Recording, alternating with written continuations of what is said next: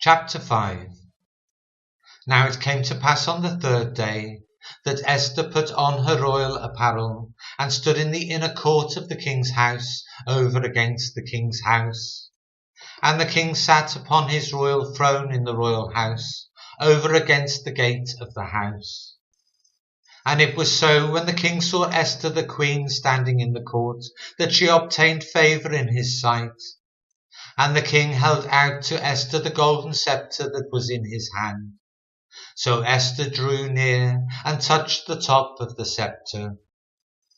Then said the king unto her, What wilt thou, Queen Esther, and what is thy request?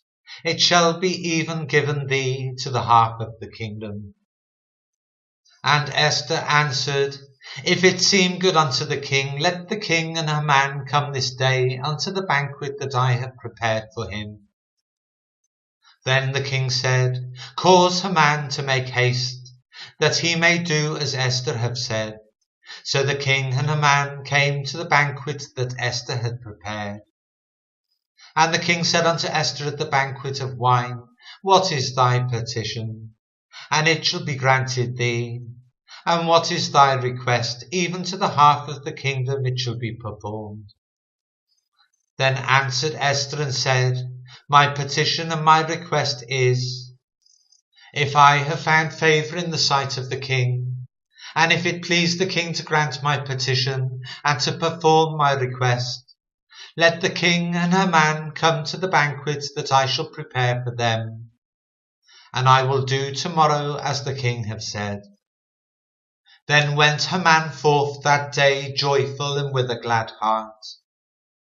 But when Haman saw Mordecai in the king's gate, that he stood not up nor moved for him, he was full of indignation against Mordecai. Nevertheless Haman refrained himself, and when he came home, he sent and called for his friends and Zeresh his wife.